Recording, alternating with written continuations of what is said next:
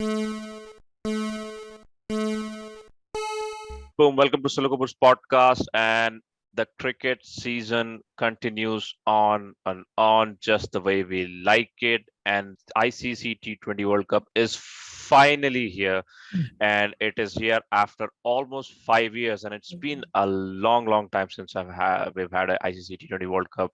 2016, bittersweet memories for Indian fans. We witnessed Virat Kohli possessed by something else in that tournament. And West Indies, of course, finished it off with a name and a tournament to remember.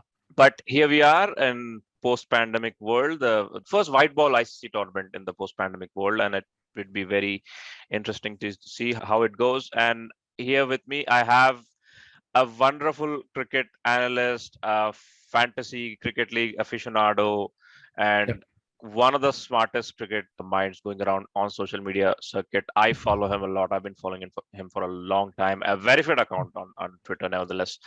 Nikhil is here on the podcast. Nikhil, thank you very much for your time. Welcome to my podcast. Thank you so much for very, very kind words. I'll just take the one thing that I'm a passionate follower of the game, and that's all that matters. I think we all of us are. Just some of us find different ways to express it. So thanks for having me. Rightly said about the World Cup. Hopefully things change. India don't seem to have learned any lessons, but hopefully they do better. We will get into all that, Nikhil, straight away. No stepping back by Nikhil on this podcast. But before we get into that, Nikhil, so what I wanted to ask is like, what are your? Do you remember the first T20 World Cup? What are your earliest memories, and what did you have any apprehensions? So, what do you remember about like 2007 World Cup? If we can wind our clock back a little. I think the T20 as a format is something that I always enjoyed, Hmm. primarily because it meant I did not have to give it all of my day, because then we were students and studying in college and everything, and T20 meant that I could just watch it very concentratedly without having to worry about anything else, and 3 hours and it was done. So that was Right. the first impression for T20 cricket, and because it was runs, wickets, crowds. I've loved cricket all my growing up life. So I just found this to be like a family has the youngest child. This was like Right. that. The happiness was in that terms that okay, now we have something very unique that is going to just expedite the process of getting more people in, Sure. because yeah.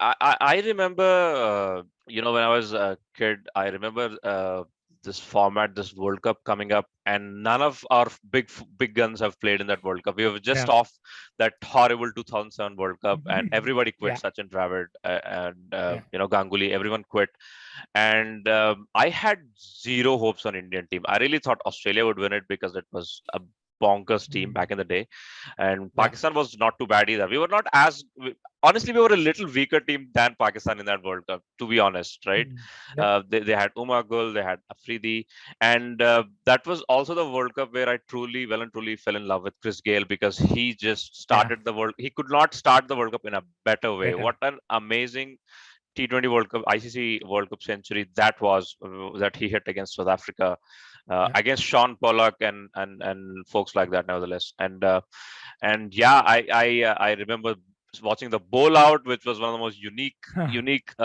things I've True. watched in my life. I still remember the great catch of Dinesh Karthik in the slips against I think South Africa, if I'm not wrong. Grain Smith. Yeah. Yeah, Yeah. Graeme Smith's catch and Yeah. and Yuvraj Singh's innings. Everyone talks about six sixes, but I think Yuvraj Singh's Australia game. best innings in his career came against Australia. That flick Yep. six that he hit against Bretley is one of the best sixes I've seen of Yuvraj's bat. And the final, of course. I mean, what a Mm. final! I mean, the real party happened in 2011, but oh my God, the sweetness of that victory, 2007. I think the still the best match I have seen ever played in my life, and it comes closer to the 2019 World Cup final in terms of the best match I ever played that I have Mm. seen live. What do you think? What it you couldn't choose a better way to start the tournament for that. It's just nothing but sweet memories. Yeah, I agree completely. I think the thing with the 2017 T20 World Cup was because you had no expectations. You Everybody watched the game very differently. Mm, When you have expectations, you are wanting to watch with things to happen. You're mm, waiting for things to happen, and there is that anxiety.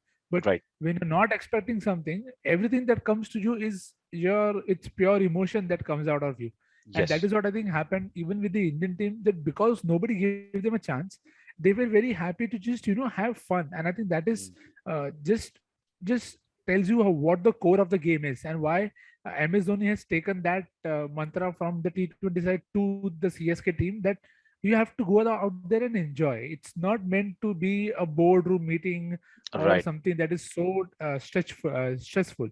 So I think that was one of the key takeaways for me, that don't have expectations, because then the expectations burn you down. You should Right. hope, you should play your best. But again, as you said, there were so many great memories from that game. Even the New Zealand game that India lost, and I think Gambhir gave a very good start. Mm, They were what, 89 for 0 in 6 overs. I mean, imagine 89 for 0 in, like, what, 15 years back now. That was a crazy start. yep. So it just tells you. And the thing with T20 is it reduces the gap between two people, Mm, between two teams, precisely in the terms of, like you just said, we all backed Australia because we thought big names. But yes. then T20 tells you big name is not important, the game is important. So Yep. I think in that way, it is why a lot of people like to watch T20, because it just gives everybody an even chance, no Mm. matter who they are. Yeah, I think talking to you, I just kind of am realizing that I think 2007 World Cup in itself needs another episode on its own as a sweet memory episode or Yeah. whatever, right? But it started the Dhoni era. It kind of started the IPL as well. I don't think we would have had an IPL. I mean, we would have had an IPL, but it would have been not that immediate, right? Swiftly moving on from there to here, what love about 2020 World Cups is that it feels more World Cupish to me than our one day cricket World Cup, because True. our one day cricket World Cup has become this elitist tournament where only 10 teams play, which I don't like. I'm not a fan of. I think you have Yeah. to be as inclusive possible as possible to expand the game beyond the big three. And I love what T20 World Cup does here. There are a lot of associate nations playing each other in this week. We are recording in the first week, obviously, and Yeah. of course there are big guns. Group A, Group B associates are playing. Group 1, Group 2, where India, Pakistan, New Zealand, Australia, England, Yeah. West Indies, South Yeah. Africa. So what do you think? Do you think ODI World Cup should also like take this route and like learn some lessons from ICC 20 World Cup, because it's more democratic, the T20 ones? Yeah, I agree on that aspect, that a World Cup has to mean all of the teams playing. Yeah. But more importantly, what I feel is it is the of course, we wish ICC had more powers than just being a marketing team. Yeah. But the I think the fact is more bigger nations, that is India, England, South Africa, Yeah. not even South Africa, Australia. I'll say Australia. Australia have the responsibility to send out more teams to these nations to Yes. play them regularly, because you can't play a team once in a World Cup and give them that, now show us what you've done. It is Mm. not going to happen. Yeah. The way to grow their cricket is to either get their players in your domestic leagues Yes. as foreigners in, that kind of structure, or you have regular A2s or twos of under 23, whichever format you want. Now, everybody has almost multiple teams at the same time, so Yes. you could just send these teams out to smaller nations, help them get exposure. Even your own team will get exposure, your younger guys will get exposure to Yeah. different conditions, and that is how I think you take the game to more places. Because in the World Cup, to be very honest, what are the chances of Namibia beating Australia?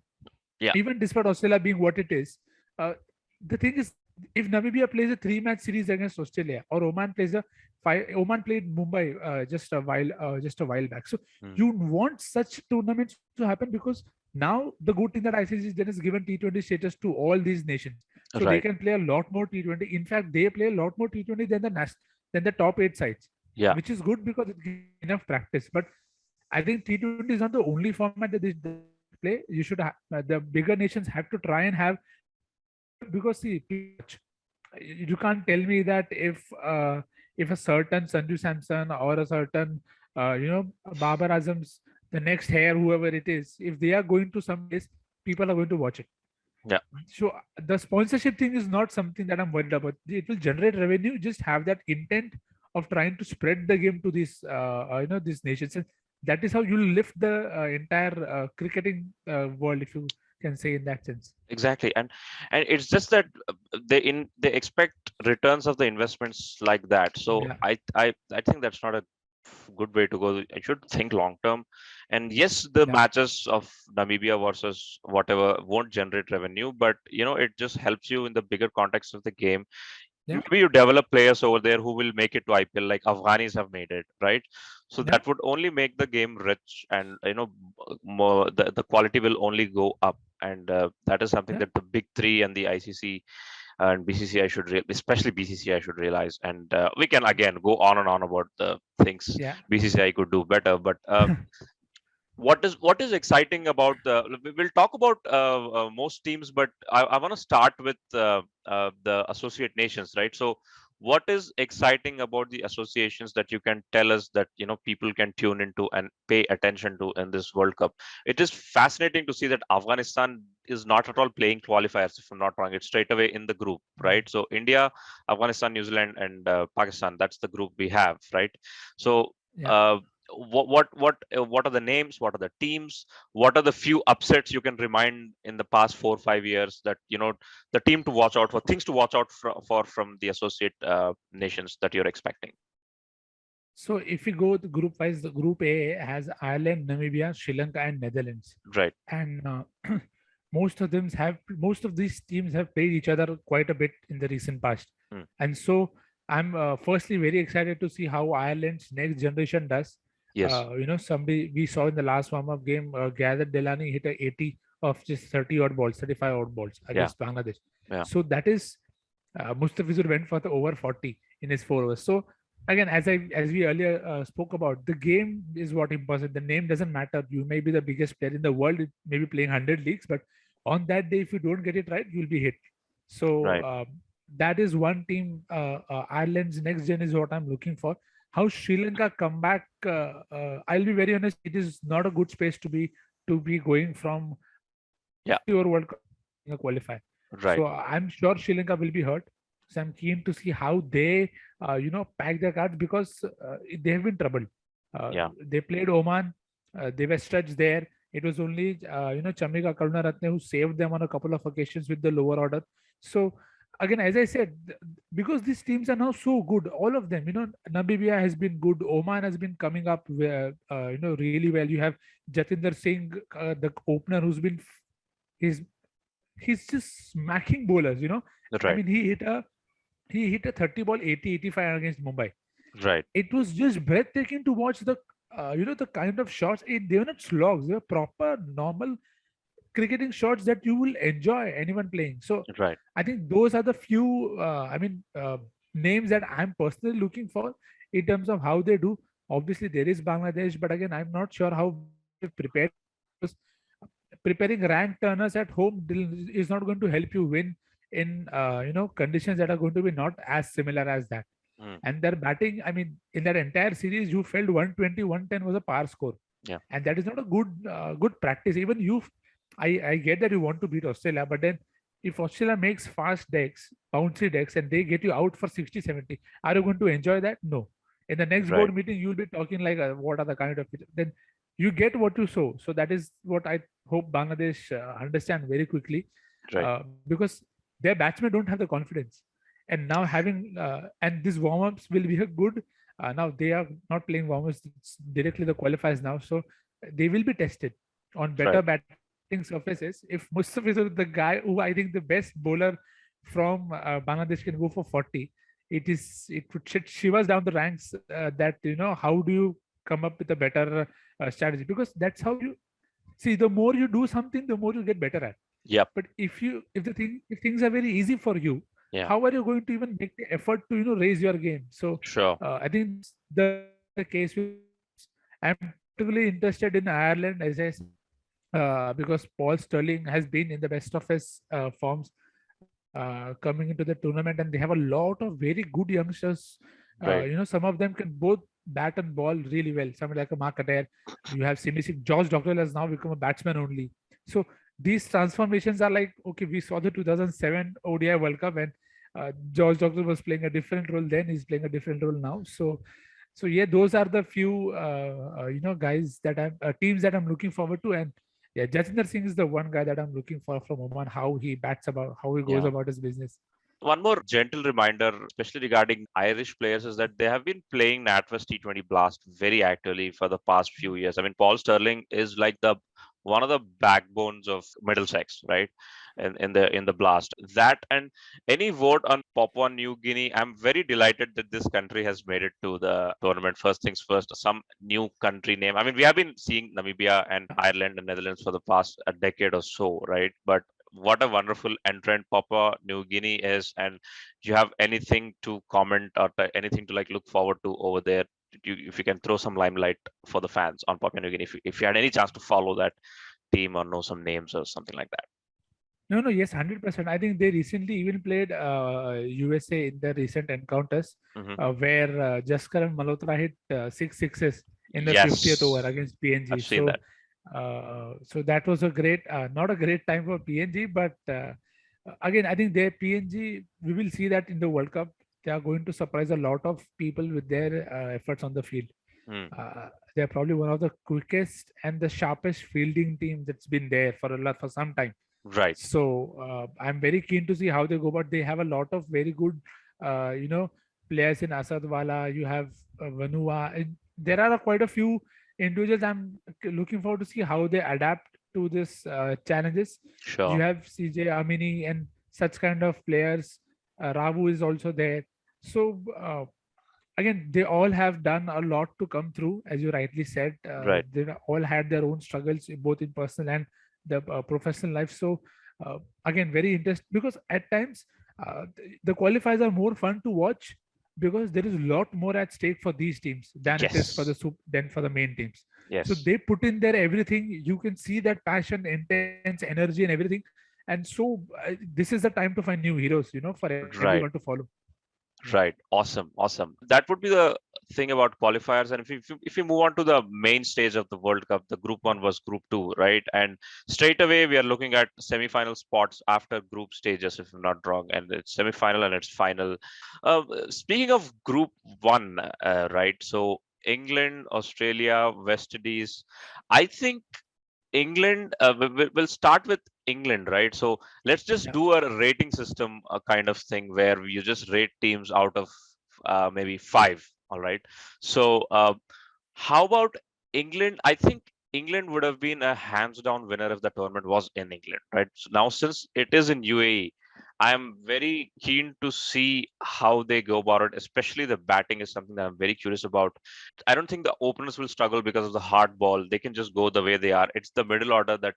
How do you think it's their 11 is going to shape up? If you can tell me from the top of your mind. I think they have got themselves into an easier group. I think the group one is a little tougher in terms of competition because India, Pakistan, New Zealand are fairly Pakistan a little less, but I think that's a tougher group than this. It's all about England beating West Indies and it'll be fine. I don't see South Africa and Australia Yeah. going anywhere in terms of giving a fight to it. What do you make of England and number of points out of five if you can tell that in the end?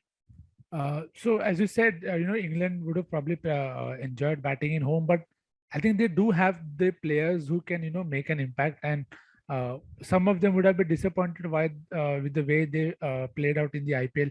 Because if you see their lineup, they have somebody like a Roy Mm, Butler at the top, then you have Bairstow, and then you have that middle order. Yes, there is no Ben Stokes, but you have Moeen Ali, who's just shown what he can do when he's given a good role in yeah, the side, yeah, and he's backed and not just shuffled around for others to accommodate. So sure, I think that way, in that sense, they do have a decent top order, is what I feel. yeah, I do worry a bit because of the middle order, because it has Ian Morgan, who's completely out of form. He's not even uh, getting it off the square that well. mm, And then you have Livingston, who was in such good form, but could not just get going on the decks in UAE. So I think that is, I'm something I'm keen to see how he makes that transformation, because uh, I don't see David Malan playing, because oh you have really Roy. interesting. because you have Roy, Bairstow, and Butler. Mm, How do you fit in Malan? If you fit in Malan at 4, I think that is anyway a bit too low for somebody like him for the kind of role that he plays, because he's somebody who's going to be an anchor. right. So unless you want him to be your collapse arrestor, maybe then you can yes have him at 4. But then you put Morgan at 5, you have Moin at 6. That Mm, doesn't leave any room for Sam Billings. right. And with no Ben Stokes, you would want one proper middle order guy who's been in some kind of form. And Billings, somebody that rely about that. Uh, that way, as I said, the order is the concern. With the ball, they have plenty of options in Tamal Mills, Karan. You have Tom Curran who's come back into the squad. Chris Jordan is again. If the conditions are same as we saw, where people who were bowling into the deck were getting the help, the squad will be decent. They'll not be too far behind in terms of. They're actually the bowlers will prefer these conditions because it keeps them in the game. Yeah, Bonus then, as we said, is on the middle order. right. So rating, I don't think I'll probably give them a 3 to because there because they have a lot of all rounders. I mean, they can bat till. I mean, even Tom Curran actually, to be very honest. Yeah. So batting depth, but again, they have to use it how CSK used it and not how KK. So that is going to be a good challenge. Do you think they're gonna experiment with the batting order by sending Moin up 3 and Malan out, Moin up 3 and play both Livingston and Billings in the end with Barristow at 4, Morgan at 5, 6, 7, Billings? No, that will be too long. Do you see Sam Curran in the 11? What would be a probable 11 if from the top of your mind, maybe? Sam is ruled out of the tournament, right? So which is Right, why right, Tom has come right, right, right, right. Sorry, into sorry. the Yep, squad. yep, yep.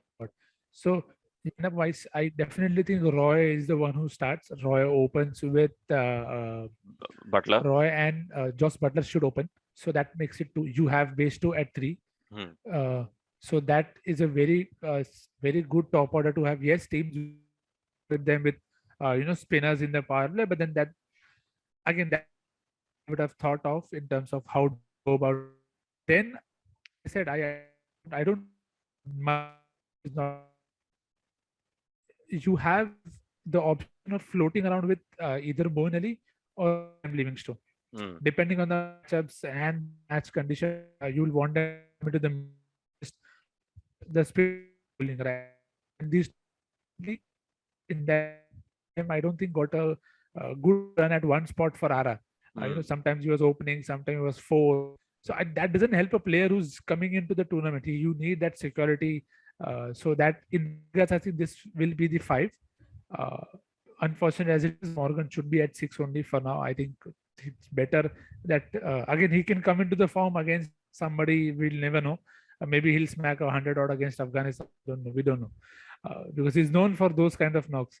So that is I'll say top 6. Then in the bowling, I'm sure they are going to play Jordan, Mills for sure. Yeah.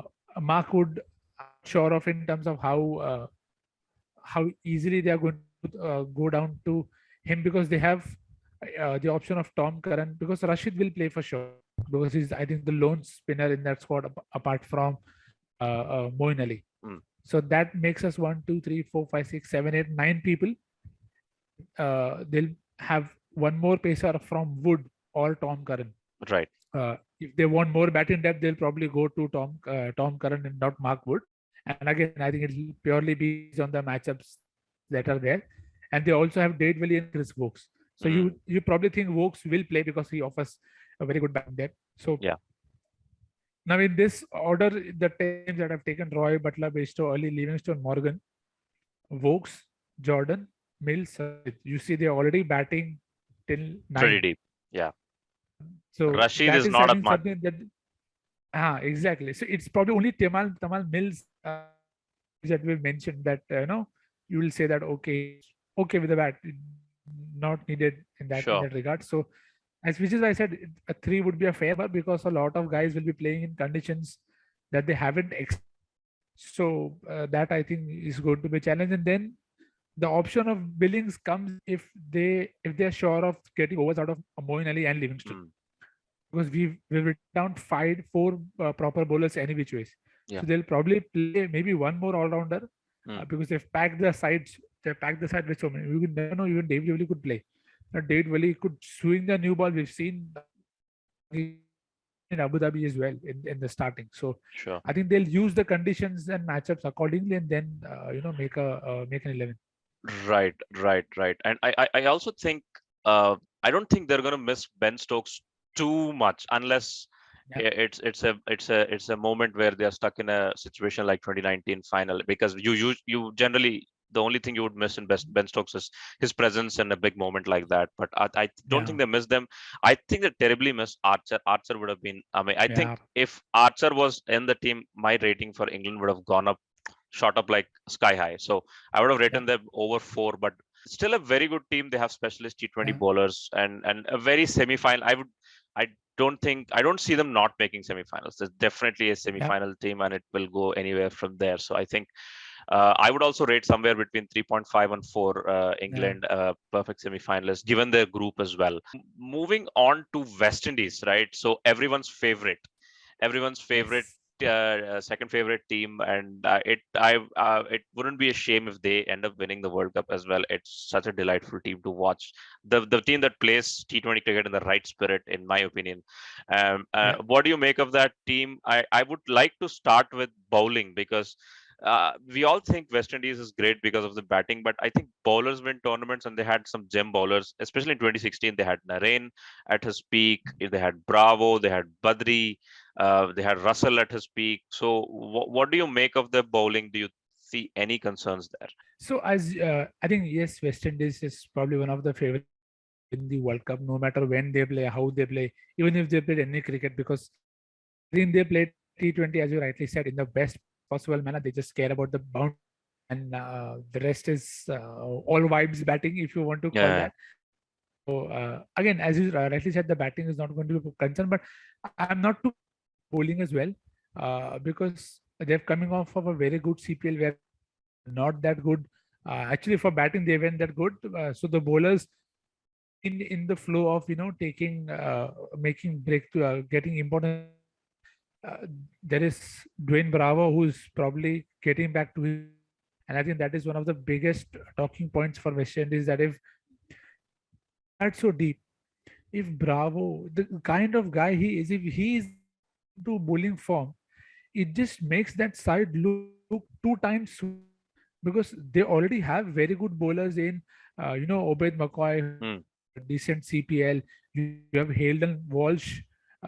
You have one of the top wicket takers in CPL, who's taking wickets consistently right through the game, top middle overs for the death. So, and because they all can bat around, it just makes them that more dangerous, because you're like, okay, one dude, another one's coming.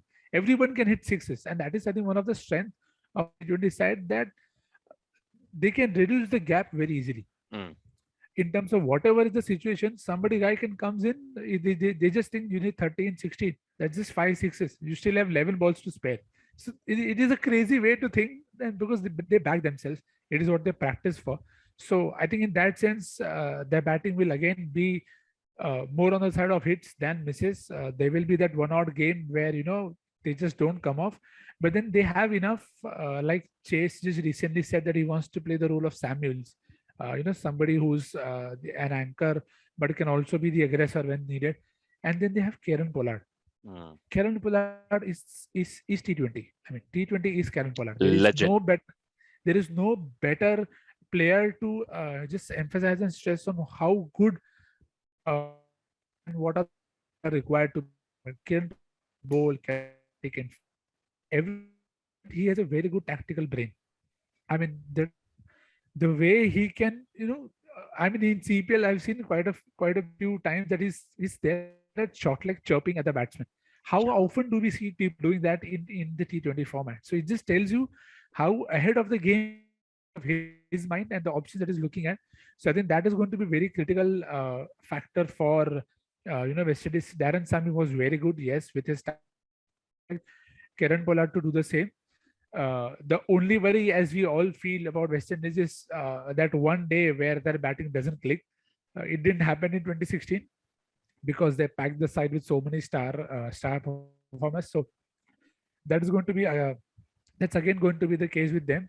The only thing that I'm not sure of is how do they fit in Gale Mhm. in that lineup, because they have Lewis in form. Simmons was doing well in the CPL. Gale has not had the best of times at three, and because now, see, age catches up with everyone, and the universe boss can obviously still score hundreds on his day, but the teams are going to be better prepared where in the past. So that is something that I'm very keen to see how they fit in, because the middle order is settled. You have Hetmeyer, you have Puran, you have Pollard, and then you have Bravo, and then you have Fabian Allen. I mean, they all can hit 50s in even in the same game. So that's very scary as a batting lineup, and they all can bowl.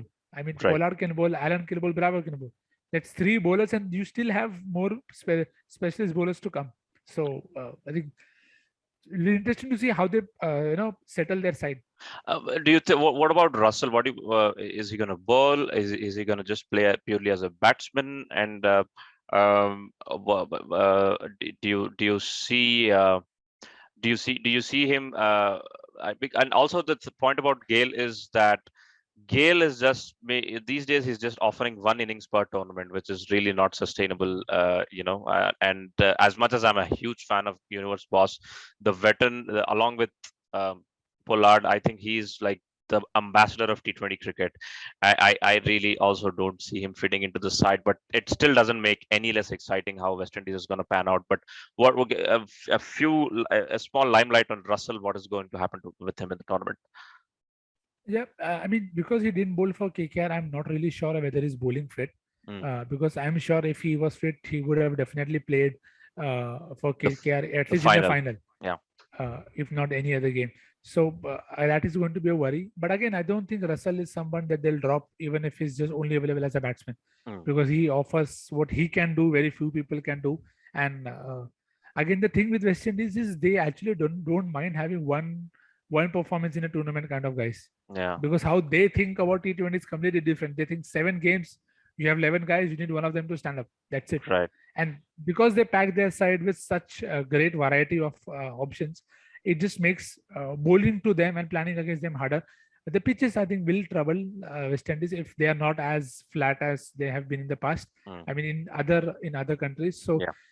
that, I think, will be one challenge for West Indies. That if they do not get the boundaries, if they're playing at Dubai or Abu Dhabi where the grounds are slightly bigger and not a Charger, how do they craft their innings? Because at times we've seen in the past they've been guilty of being dot or boundaries. Yeah. So they'll have to find a balance, and it is where the players like Simmons, Chase, Hetmeyer, these guys will come into play, because they are the guys who pace their innings, Mm, from slow to smart, other than others like Lewis and Puran and Russell, where they just go at every ball. So mm. that mix, again, as we said, even for England, that mix is going to be England of how they mix caution with aggression on decks that are likely to help the bowlers. Right. I think that's a biggest match of all tournament. I think England, West Indies, and India, New Zealand. And I really don't rate India, Pakistan as a big match, and we'll come to that pretty soon in terms of cricket quality. But I think I would rate again. No team looks really invincible in this tournament, so I'm not going to Yeah, rate any team more than 4 out of 5, I guess. yeah, So, but this will be a highest rated team for me. I think it would be the closest thing to 4. I would rate it 3.9. I think it's a stars packed team. Hetmeyer is in good form. Puran can do Puran things. Lewis is gives you a innings or two in every tournament to start off with, and I really think this is a team to beat. Another semi-final team for me. At least in this tournament, and I really rate them really high. Given the group, I think they should make it to the semi-final. Right.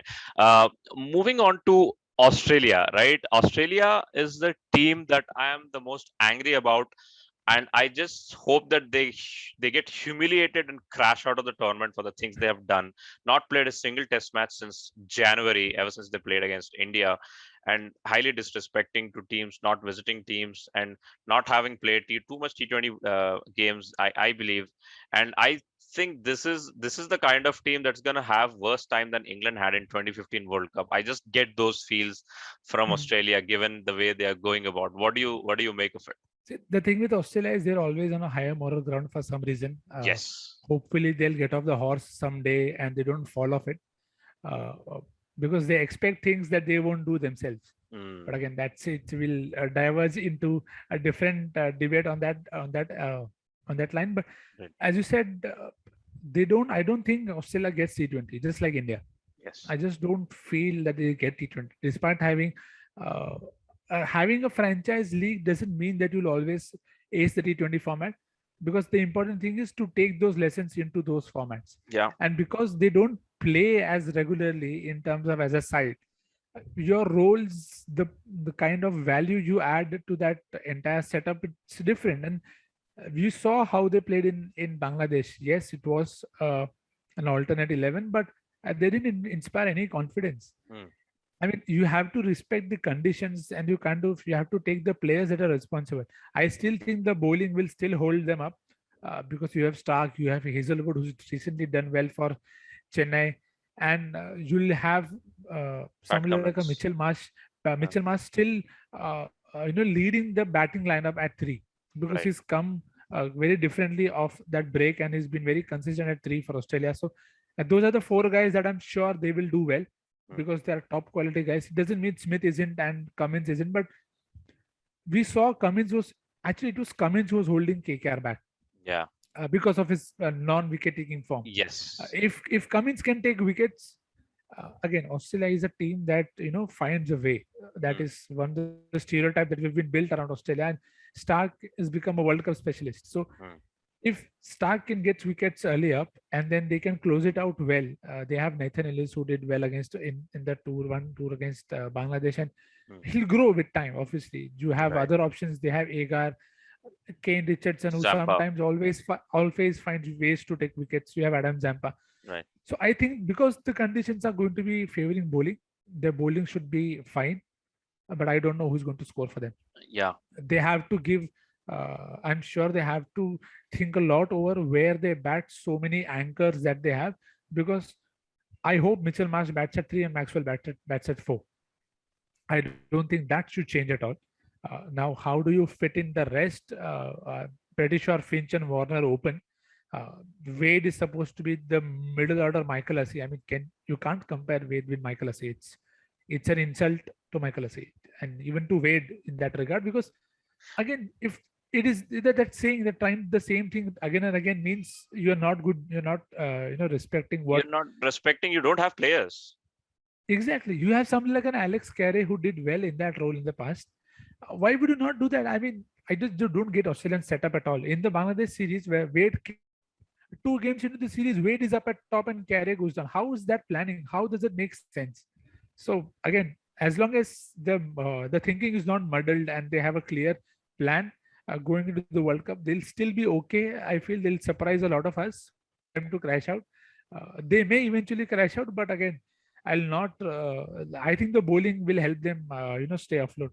I look at that team. There is absolutely nothing T20 specialist about that team. The only Yeah. T20 specialist I would say is Maxi and maybe Kane Richardson. That these are like the Yep. closest thing to being a T20 specialist. Warner is like woefully out of form, and Finch has I don't remember the last time I've seen Finch play in 2021. Mm. Even they're bowling the top three, the Cummins, the Stark, and the Hazelwood. Hazelwood just did the best thing he could do before the World Cup by playing IPL, by getting some sort of a T20 game awareness.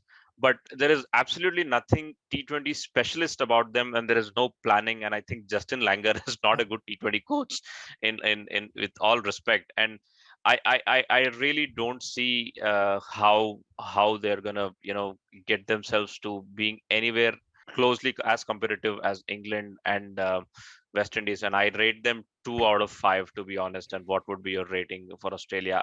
And half of that rating, like out of that 3 points that I've cut for them, 1.5 points I've cut for them for their high horse that they sit on despite being such a poor team, right? So I think 2 out of 5 for Australia, and I absolutely want them to crash out.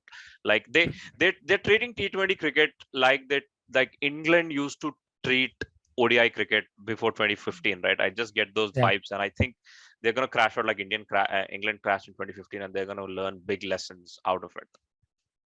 Yeah, hopefully they do. My rating will be kind of similar in terms of 2.5 to 3. Right. 3 siding only because I think they're all decent white ball bowlers, Mm, especially in conditions that are good for bowling. Again, the major assumption is that the decks will have something for the bowlers, mm, so that and they are all quality. I mean, you can't doubt Mitchell Stark, Pat Cummins, Adam Zamba. They are key bowlers, and they'll walk into any 11 at any given point of time. The same I don't think can be said about of their batsmen, mm. and a lot will rely on how Maxwell comes off. Yeah. Can he continue the form that he did for RCB? I don't know. It's not that easy to do that for him, number 4 or number 5, but hopefully he does so that Australia have something to hold on to. Right. And yeah, that is about Australia. And then we move on to South Africa. And let's just be blunt, another hopeless batting lineup out there with no Faf du Plessis. Yeah. Decent bowling, I would say. Rabada Nokia has been in good form. They have Shamsi, who was the number one T20 bowler in the world right now. Decent all-rounder in Fef Lukwayo. I think again their bowling kind of is the one that will give them some respect. But again, Yeah. their batting is just hopeless beyond Quinton de Kock, and maybe Aiden Markram again is the name that only gives us the name and nothing else. And what do you make of that team? I am not in high hopes with this team as well. Yeah, I think as you said, the bowling is what will give them as like same with Australia. Again, most teams I feel in this tournament will be held up by the bowling only because the conditions are supposed to be tougher for batters. Hmm, And again, as you said, the because batting will be tough, you will see who are the real. I mean, not say the real, but who are the better adapters hmm, at in that regard. So, as you said, Quinton de Kock will be key at the top. He's been in form, but he's getting a lot of starts without making them big. yeah, So he'll hope he can do that for South Africa because he's going to be the linchpin for them. He comes off, then they have enough batting to make up for that par score. They'll have Aiden Makram, they have David Miller. Rasif van der Dussen is a very good guy yes, who's able to he's not he's I see him as a next AB de Villiers. It is not hmm, a big higher. call, It's not a. But I feel that he's the kind of guy who can do what AB did. Uh, right, you know, with AB, you often saw on decks that nobody could bat freely on. This guy could come in and just play the natural game. hmm, Same is how I feel about RVD having seen him through the South Africa domestic setup for a long time. That I think he has the guy, he has the game versus Spain. I think that is one of the crux of South Africa's problems in the past. We've all, JP Dumini's and everybody has done, the all rounders have always done well for them. hmm, So I'm not too worried about, Felukwayo and all of them because they'll come good at some point of time. But hmm. the main batters I feel are going to be Markram, Quinton de Kock, and Rasif van der Dussen. And Miller, I mean, it's about time Miller is, somebody who's more talked about in terms of what he brings Finishing, to the side. yeah, And he's had a decent run whenever he's been form. He's always done well. But again, as you said, even yesterday they put up a post of congratulating only Lungi for the IPL win and not Faf and Tahir. It just I don't know what's wrong with the world because there are some things that are very obvious to the naked eye that this is wrong, and then it doesn't matter who you are and what you're doing. If it's wrong, it's wrong, and you have to rectify that as soon as possible. And with South Africa, you always feel there is another angle that is stopping them from going to the next level, and you don't know what that is. In terms right. of some of the selection calls, they're just bizarre. I mean, why would you not see? I understand they have Riza Hendricks and they have somebody else elsewhere in terms of who they feel they can do the job for them. And Faf was kind of okay, but Faf is retired from Test and ODIs to play T20s. So what was the communication? What were the selectors talking? What There is some gap. I Yes. mean, it's just shame that the guy is in best form. He's almost won the purple cap for his franchise, and he'll go back to South Africa and watch his side play in the same country where he just bossed the bowlers around. So again, it's just bizarre, and I I, just I hope think they it's find find something to If you make 11 out of the best players that are missing out the World Cup, Faf and Narayan, can you imagine yeah. Narayan being left out of West Indies? Why do you think that is a case with Narayan as well? We totally forgot to talk about him. Do you think is there any way he can come back? Again, I think with the case with Narayan is the usage. Mm, Somebody like a KKR use him very differently, and they obviously rate him very highly, and rightly so. He's always paid off for them. But given his role and the kind of wicket-taking form he is in, see, normally I'm sure you've followed enough cricket to know that it's not often that Narayan takes more than one wicket. right. And he's going to give you economical overs, yes. Every Yeah. game, every single game, Yeah. he'll give you economic overs. So I don't know. I'm not justifying why they have not paid him, but I feel this could be one of the reasons that they feel that Naren is not someone who runs through a side, Mm, and they have enough batting depth any which ways. So they don't need that option of and of a bowler like Naren. And I don't know if there is a fitness or some other issue, because Pollard said that we are going to back the squad that we have picked. So, yeah. and And it again, if you also see would be Naren, unfair to yeah, players who have been tried so far and then all of a sudden getting replaced by Narayan. Right? So even the yeah, correct, yeah. morale booster as well, right? So that would be about Group One. And speaking of South Africa's rating, I think I'll rate them slightly higher than Australia. I think I hope they will beat Australia. I hope Australia loses all the three main matches against West Indies, England, and South Africa, and learn South the Africa. lesson. And I would again rate between 2 and 2.5 for South Africa, not giving them too many hopes to make it to the semi-final. And that would Yeah. be my Group One. And moving on to Group Two swiftly, we have Afghanistan, New Zealand, Pakistan, and India. Speaking of Afghanistan, I this is just tailor it. This entire venue is like tailor made for their bowling lineup, and you can tell us more about what their batting lineup is shaping up like. Do you think they will pull off at least one upset in this tournament? Because I was really hoping for them to do that in 2019, and they disappointed terribly with some school level captaincy in that Pakistan game in 2019 World Cup. And even now, I don't see them going on the right track. Rashid Khan resigned as captain right before the Yeah. tournament, which is not a good sign. Who's the captain? What is happening with the batting? And do you think they will do something like 2019 World Cup, or they'll do better? Again, as you rightly said, things don't seem to be going in the right direction for Afghanistan cricket for a while now. Hmm, It's only talking about the cricketing side of it. right. They've always had these issues with captains preferring players, and if they don't get it, they just resign. Hmm, So again, it just tells you the stage where they are as a cricketing, as a cricketing hmm, country. And we've seen most teams do that when they start their cricketing journey into the big league. yeah. You see captains throwing tantrums for players, and then even that happens even now, but now it's more better managed Hmm, by the bigger nations. But as you said, I think Afghanistan's batting looks very thin. yeah. I mean, there are a lot of guys who can come good on their day, but they haven't been in the best of form. Nabi is probably not scored over 25 in a long time. Yeah. I know in the recent times, you have Asghar Afghan, you have Shahid who can do the anchor role kind of well. There is Zazai and Shehzad who's swinging at everything. So Yeah. I hope there is enough planning Hmm, into how they are going to go about, because if they don't do that, they'll get blown away. yeah. And it is, yes, it is very good that they're not playing the qualifiers, which is tells you how well they've played in the test. But then they can't rest on the rest of their laurels and think that we can get away doing the same. It's not going to happen that way, Right. because a lot of teams, the 2016 was a long time back.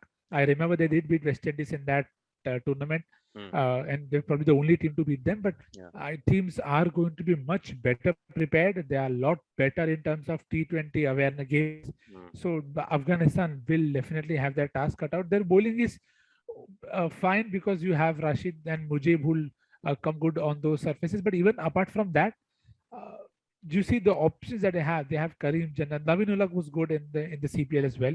hmm, But again, they're not consistent. They're not known for their consistency. So that is something that Mohammad Nabi, the new captain, yeah. however long he lasts, will hope that he can have at least 4 or 5 guys putting up performances consistently, and the rest can rally around them.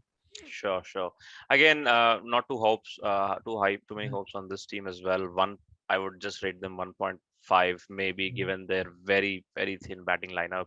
And moving on to a big gun, New Zealand, right? I'm very excited to see this team play, and Yeah. this team also has made some very interesting calls, especially the number one thing that comes to my top of my mind is just they have excluded Colin Monroe out of the setup, which is very interesting.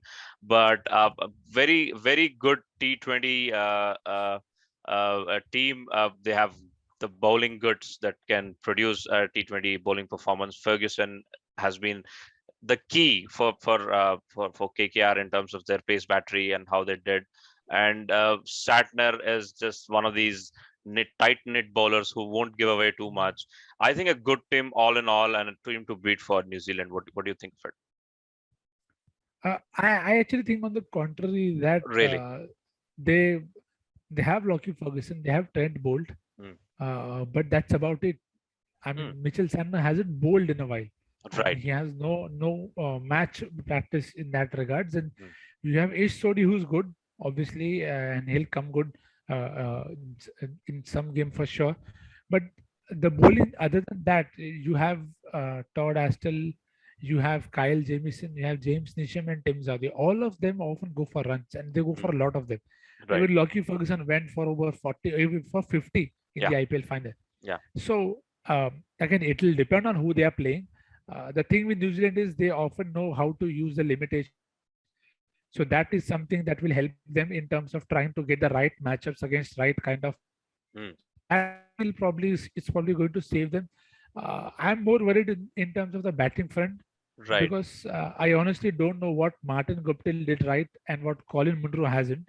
Right. That is in the squad. Yes, go on and score 2 centuries in the tournament. I still feel Monroe was the better T20 batsman than Martin Guptill has ever been in internationals. I mean, and Mm, his struggles against spin bowling are well documented now. mm, So it remains to be seen how that comes up. Kane Williams is not 100% fit just as of yet. So a lot of this onus will come back on Glenn Phillips, who didn't have a good IPL. mm, Again, he didn't get enough games. But again, Glenn Phillips, Chapman, Convoy. So as we said for a team earlier, that how they use these resources are going to be very key. mm, They all seem to have some kind of limitations, as we've seen. Is going to decide how far they go in the because they will be meticulous with the plan. I'm right. of that. They'll give roles even the semifinals if they bowl and bat well. Can they win the finals? I don't know. It depends on the form of the core that is going to Right. be playing most of the games.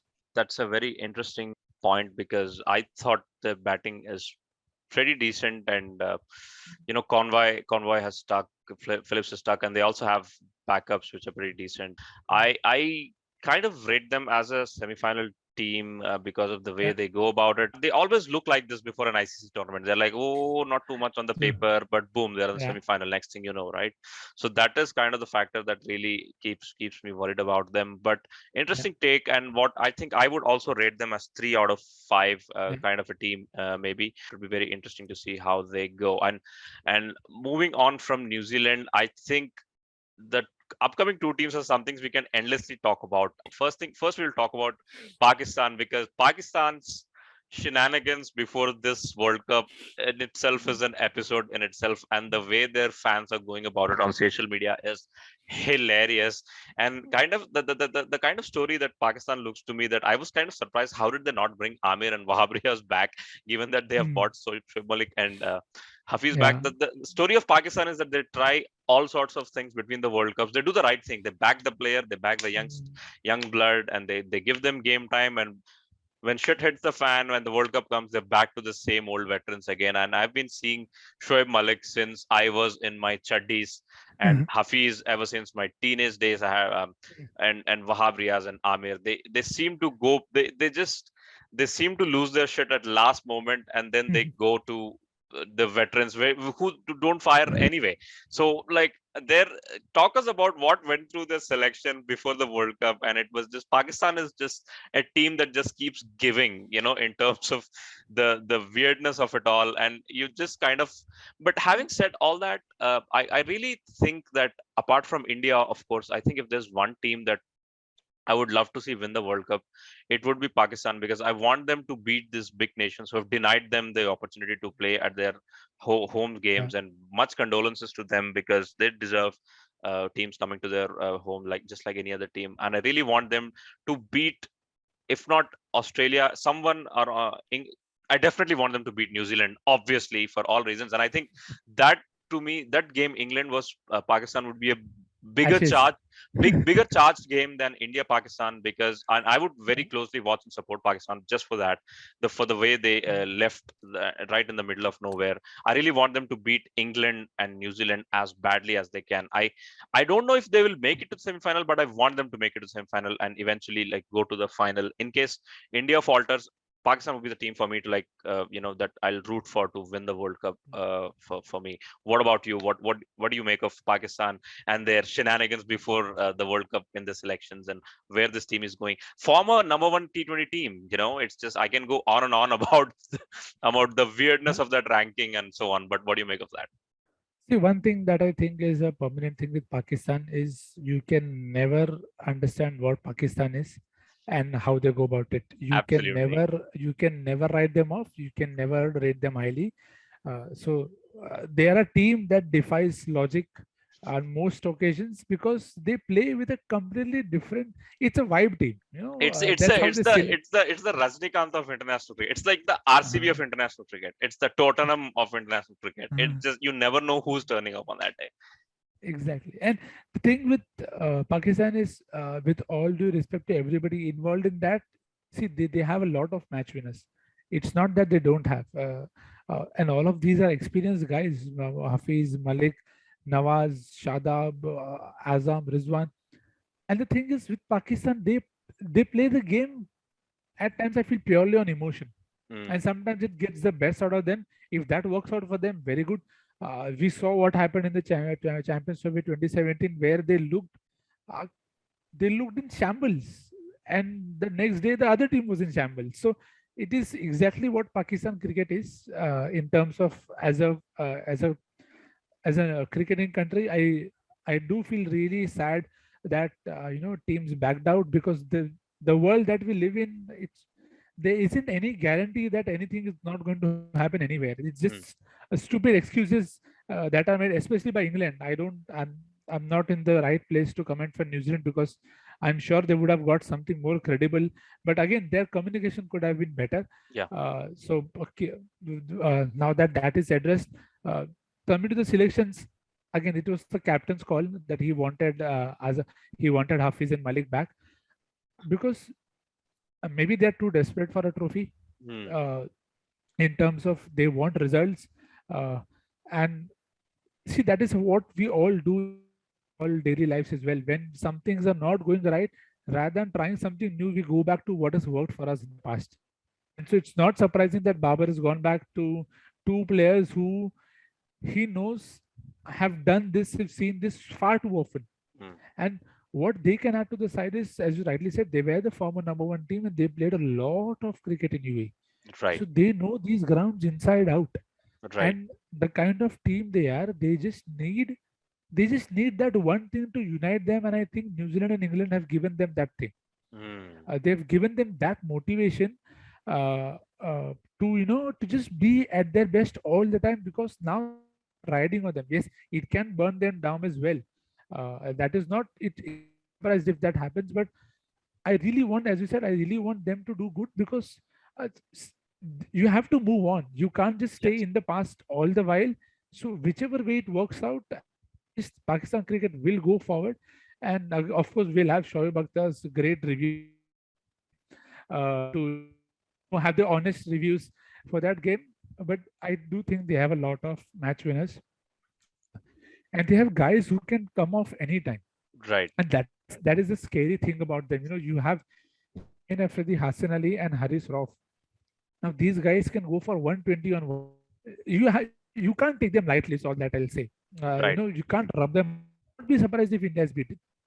Because Really. India now to beat India, there is if you crack it, you will beat India.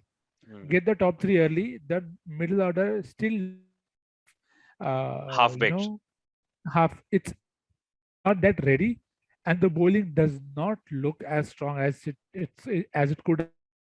Obviously, form, everything plays a matter when selection was done and how people are now. So again, a lot will write for India. Again, I don't know why we just rely so much on top three that we have much meet the backbone of the team or is all. So if Shaheen or somebody just runs through the top order, uh, praying that nobody runs out the other. But do you think this is a 200 team in terms of batting, or do you think 200 will never be a worry in this tournament given the pitches? So, do you think this Yeah, team is kind of tailor made for the pitches that is going to happen? Because A, they have played a lot. B, they don't. It's not going to be a 200 tournament, so their batting would not be under too much stress. I mean, if we were playing in England, you would have, or India, you would have that worry about Pakistan. But I think they have a 160 170 team, and they have bowling that can defend 160 yeah. 170 on these surfaces. And I think I kind of rate, having heard your comments on New Zealand, I kind of changed my mind. I kind of rate Pakistan a little higher than New Zealand, and I also feel that Pakistan would bring out the best against New Zealand more than it would against India. Again, repeating on that fact. And I really think this group is much more competitive just because of the fact that, Pakistan is playing in UAE, and I kind of give them an edge over New Zealand to make it to the semi-final. Rate them slightly higher, maybe 3.2, 3.3 if I rate New Zealand 3 out of 5. So that would be my rating. What do you reckon? Is this a semi-final team? Again, as I said, a lot will rely 100% on what follows after Azam and Rizwan.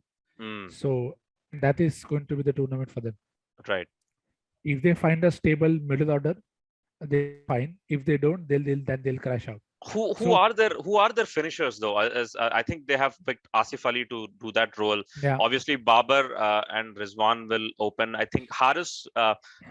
What's that young kid? What's his name? Hyder Ali. Haider Ali at number Yeah, 3, if I'm not wrong, and yeah, then followed by Hafiz at number 4, Malik 5, Asif yeah, Ali 6, Shadab and yeah, Imad Wasim, and then the quicks. I think that would be their yeah. 11, and it is not too bad.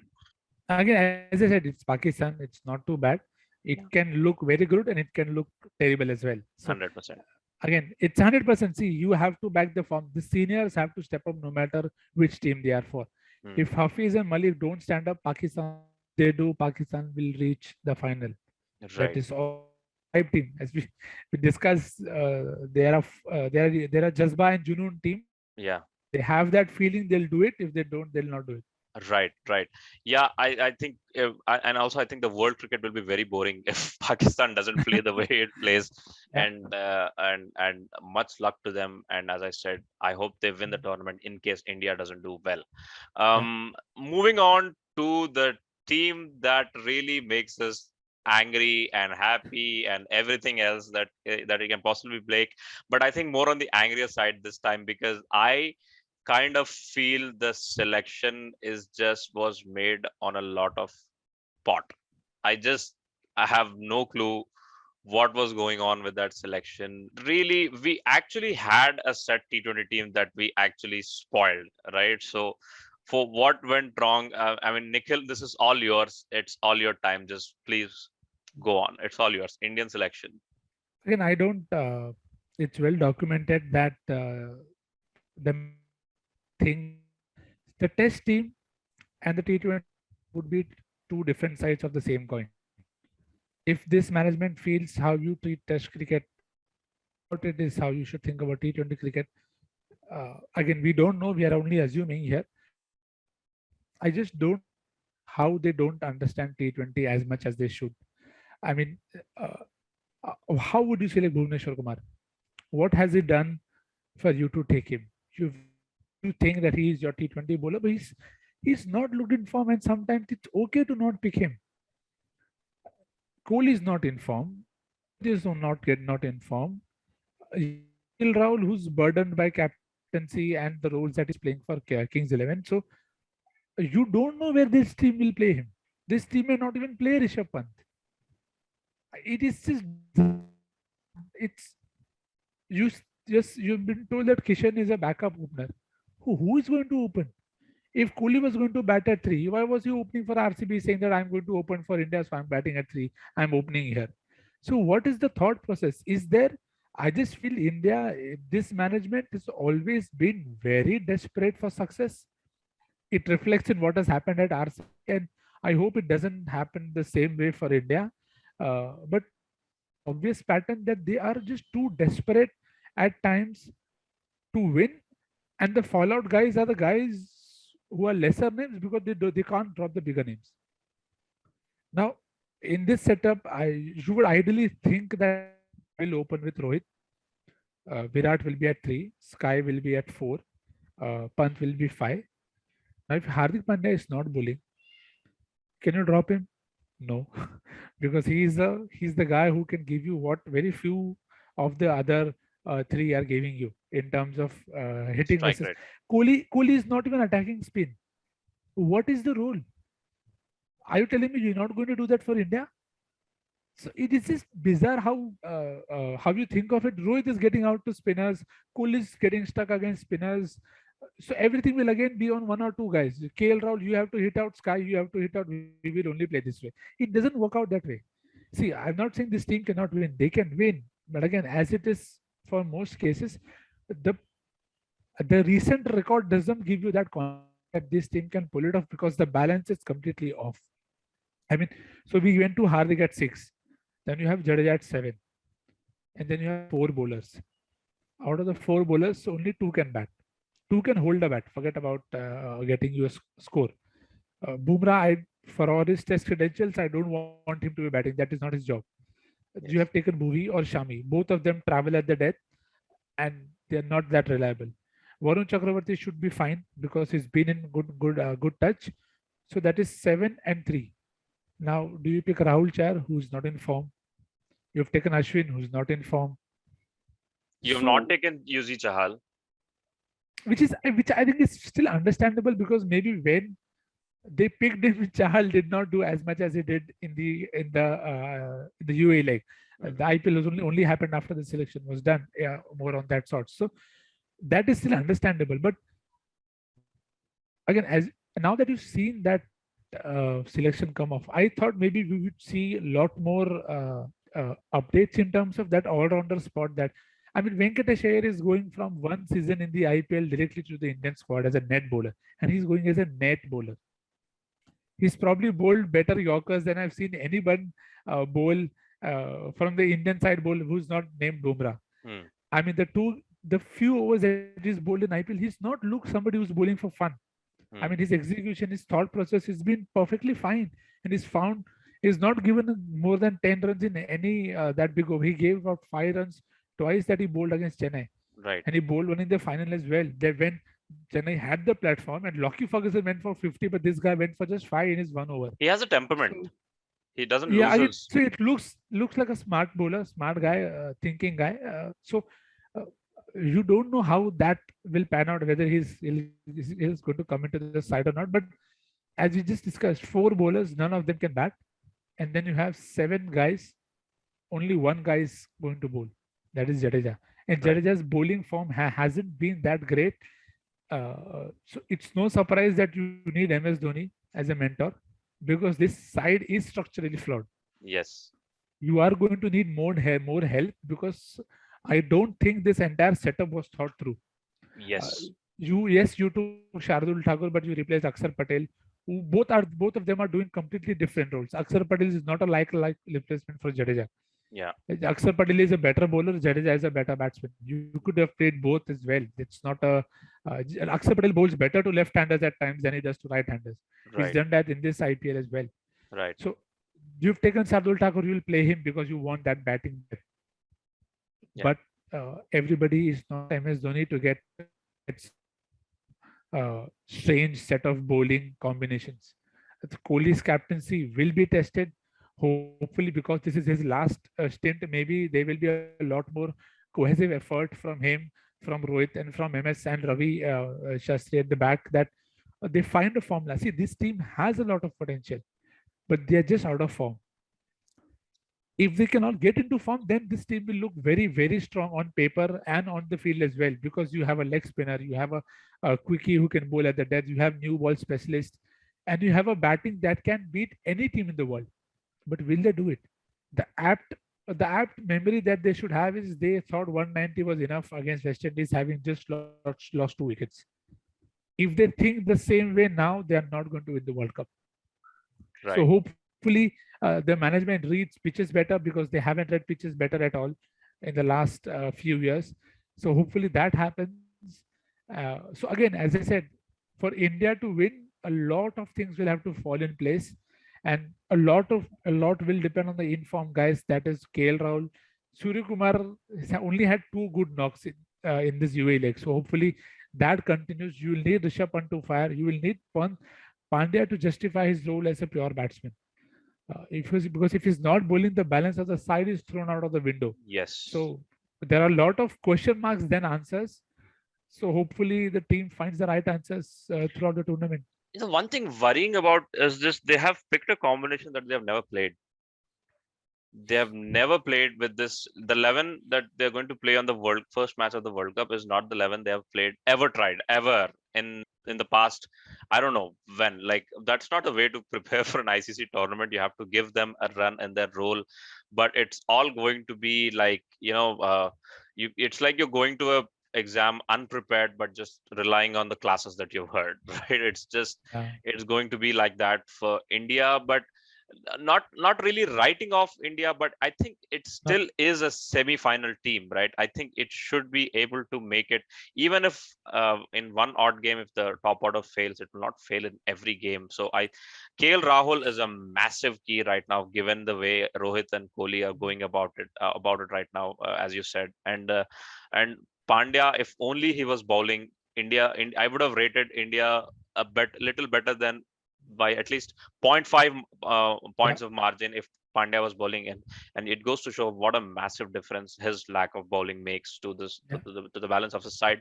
But I'm still worried about like the bowling. So what do you think the bowling combination will be? Like, Jadeja is bowling for sure, and Chakravarti is bowling for sure, Bumrah is bowling for sure. Who are your other 2 bowlers? I think Shardul is a sure in because they have picked him up, and I think Shardul. I have a hunch that Shardul will go for a lot of runs without Dhoni at the back of the stumps, but we'll see. He's like the Pakistan of Indian cricket team. He can just do anything on his day. And do you think Chakravarti, Jadeja, Bumrah, Shardul is a definite in for me?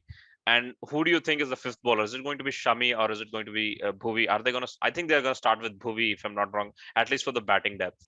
Bhuvi doesn't give any batting depth, yeah. I mean, to be very honest, if you want Bhuvi to score runs, you might as well just come back to India. Right. I think the key will be how they go in the warm-ups. Bhuvi's lost a lot of pace as well, and in UAE, if the conditions, there will be some decks that will aid batting. So there is where you will need that extra pace, that extra yard to stifle the batsman. See, Bhuvi is an experienced guy. Of course, he knows what it takes to do, but again, so are so many others in this world cricket. Not every experienced guy who's played a lot of cricket always finds the way to stay in form. I mean, Dhoni is so experienced. Does it mean that he's going to bat well against spin? We saw that in the IPL. It doesn't happen that way. Sometimes you just lose that kind of a game that brought you to the side. So it happens with everyone, and that's natural. I'll probably side with Shami to begin with, purely because he's offering a lot more. Both with the new ball. I don't know if he can be trusted that much with the death, but whenever Shami is wanted to bowl at the death with a fixed plan, he's done well. Whenever he's tried a lot of things, it's not worked out for him. So hopefully, how I see this going around is, I think this team will use Shardul, Bumrah, and Shami at the death. Right. So you'll probably see 2 overs of Bumrah, one from Shardul and one from Shami. And maybe Varun Chakravarti as well, maybe. Yeah, again, it will depend entirely on conditions. I want them to use Varun in the power play. Right. Because there are a lot of teams with openers who don't enjoy starting against spin. Mm. So Varun in the power play could be a very good move if it works out that way. And Shami, I'll want sometimes even Shami to bowl three in the power play, Right. because if the deck has something, some sieve movement, and if because in UAE the back of the length is where most trouble has been for most Right. of the batters. You know, the Right. pitch is held up and the ball is held up. So if the conditions are same, I'll you just want Shami to run through the top order. Right. Just give me one or two, because for India as the team that they are, they rely on power play for both with the bat and ball. Yeah. You don't give them a good start, they are down. Yeah. It takes a lot for them to come back after having a poor power play. So that I think is going to be the game, and which is why I just hope KL Rahul opens the batting and is not batting at four. I do not trust this team management whatsoever to make random calls. Uh, but hopefully they have enough in them to pick KL as an opener. Yes. Uh, Again, if Rohit and Kohli are to open, I hope both of them go for runs then, Yes. because Absolutely. that is the only way to play their power play. You've seen majority of the runs are scored in the power play, and will because will not be accelerate. The new guy will going to that much harder than you did. So again, I'm sure that obviously they know a lot more, but some just feels that they themselves for their own experiences that they've had in the IPL. So Right. let's see. Right. And I think that would be a good point. Speaking of the spin of the power play, I think if India plays Pakistan, I wouldn't be surprised if Pakistan also opens with spin Yeah. against India. And we all have this thing about running through India's batting order with good bowling spells of fast bowling with new ball. I think Pakistan should not forget also that there are quite a few players, including the big guns, that struggle against spin, and I wouldn't be surprised if they open up against spin and they tighten up they tighten up their hands arms around the India's batting order by deploying more spin and troubling them. So I think that would be the strategy to watch out in the India Pakistan game. Don't you think? What else do you look forward to, like, in the India Pakistan game? Again, one thing that I'm very keen to see is how India shape up the 11, Hmm. because that is going to dictate how they play the game. We've seen Kohli not take on the spinners in the middle overs, and middle overs are the game are the phase where you win or lose the game. Yeah. Being the best very different to all the three sides. The three sides in the saw Delhi not doing well in the middle overs because they lost wickets whenever Dhawan Shaw went out. KKR struggled in the they didn't have a middle order who was capable enough to put it, and they were experienced guys again. So how they shape up that line, that 11 will tell us a lot. And again, as I said, I expect throw surprise in the World Cup, because that's what T20 is about. You the other in terms of, as you said, Shaheen may bowl from one end, but you can see Imad Wasim bowl from the other. Because Imad Wasim has perennially been a power play bowler, so it will not be surprising to see if India and Rahul, if Rahul goes after Imad Wasim, then that changes the game completely. Yeah. It means Rohit can then take on the faces Hmm. from the other end. So uh, the lineup, everything in terms of how India is thinking, whether they are thinking aggressive, whether they are thinking defensive, and because it's in the very first game, I'm sure they want guard, because India looks better team on the paper. But again, as we've discussed in the past, T20 paper doesn't matter. It's what Yeah. you do on that particular day, and because it just is one performance, Yeah. it just has one moment, one performance, one catch that just changes the flow of the game. Yeah. So the more chances you can create to counter that one is what is going to. So Right. hopefully, Right. Yeah, I think in the India Pakistan game, I think the entire game would be decided in that one innings where India is batting and Pakistan is bowling. That would be the innings that would decide the game. yeah, I think Pakistan has been a weaker team in the past, but if you consider the past 6-7 years, right, ever since 2015 World Cup, I think this is their best chance to, like, beat India in an ICC World Tournament. They have, of course, beaten us in Champions Trophy, but I think this is again a pretty good chance given the format, given the venue, given their lineup. I think this is Pakistan's closest chance to beat India, and still India obviously looks strong on paper. But I think it would be an interesting game. It's not the kind of game I used to write off. I lost interest in India Pakistan games ever since 2015 World Cup because the team was so weak, and even the 2017 Champions Trophy, the league game was just so horrible for them in the 2019 World Cup as well. But I wouldn't write off now as easily as I would write off previously. I think it's going to be an interesting little game, India Pakistan, and one to look out for in this tournament. So, having said all that, so given our ratings, given our discussions, I think we can safely rate that England, West Indies, India, Pakistan are the semi-finalists, if I'm not wrong. But who do you think would be finalist and the winner, Nikhil? I would go first, and I would bravely put out. I don't think India will win this World Cup, and I think England and West Indies are the ones that I see in the final, and it would be anyone's game. I would think West Indies would win because they have a better middle order, and also they have players that are big game players, lots of T20 experience, better bowling than England. England on these pitches, I don't know. I think this is West Indies' World Cup to win, and worst case that would happen is a Pakistan surprise. But I really don't see India winning this World Cup. What do you think about this World Cup when it comes to the teams that we have spoken about? I think, as you said, there aren't any clear favorite Yeah. because a lot of teams have a lot of gaps now, and a lot Yes. of teams are aware of that gaps. So all of them will be challenged. Uh, I feel the team that finds their seniors in the best of forms will win Mm. because it's going to matter. They're not going to be roads. So you will not have anyone coming in and just whacking around for fun. So whoever clicks as a unit more is who I feel will go I on to think win. this is going to be an anchors tournament, if not a hitters tournament, if I'm not wrong. I feel anchor, yes, but I think this is going to be the tournament of the middle orders. Right. Whichever middle order can crack that finish, give you that cushion score that you want. Mm. Say 160 is a par score. If the middle order can give you 180, Mm. because see, everybody has good top order. Every team has very good batsmen at the top of the order. That's not a surprise. Yeah. But and most of the teams coming into the tournament have a very on and off kind of a middle order. You take West Indies, you take England also. You have Morgan not flowing. Pooran is not working out. Hetman doesn't get enough games at times in the right spot. So, and India potentially have a middle order to envy with somebody like a Surya, Pant, Hardik, and Jadeja. If these four click, I think India will. I don't see India winning. So I think that is how I look at it.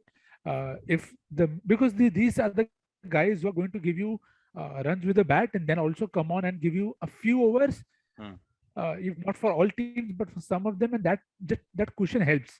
Right. That if things are not working out, if you can sneak in one over of that middle order player, because many top order guys are not going to bowl at all, but it's that differential one or two over spell or that one knock, 125 ball 40-50, Right. because the games are going to be 160, 170, 180. Right. So in those games, if a score goes from 160 to 180 in 1 over, it makes a lot of difference to the chasing side. And I'm very interested to see how the pitches are, because we've seen Sharjah being very different to what Sharjah usually is. So hopefully the Sharjah of the old is back, so that we have a few 200 versus 200 games. I don't know how likely that is, but if that is not the case, I want to see a breaking of pattern in terms of team batting first also winning. Yeah. Because very often we've seen in Dubai, in Abu Dhabi, the team chasing just rolls through the chase. But if team batting first start to win, that I think will put the tournament alight. And I just feel we might have a new winner. Right. Hopefully it happens, because then that will just expand the game more. But again, I won't be surprised if one of the bigger teams win. Right. So it's very hard to call out. And last time I called out a name, Kolkata made a final. I thought Kolkata would not make the top four, but they nearly won the final. So Right. I'm not I taking think it's names. more evenly poised. There is no Yeah. invincible winner, right? So although Yes, correct. we say West Indies and England are the stronger favorites, there are gaps, and as you said, it's more evenly poised, and that's what makes this tournament interesting. And Yeah. there are five teams potentially competing for four semi-final spots, and it'll be very interesting to see Yeah. who makes it. Yep. Correct. Right? As you rightly said, it's going to be a lot more even. So Yeah. hopefully we get good games, and I'm expecting a lot of these qualifiers. Mm, If one of those teams can win from the qualifiers now, it will just light up the World Cup. I just want sure. that to happen. Uh, it doesn't look likely, but the fact is play a lot more T20 Mm, the top. If that can somehow work in their favor, qualifiers play a lot more T20 as a group mm, as compared to the bigger nations. If one of them can come into the semifinals, that that will just it will just make the World Cup crazy. I mean, yes.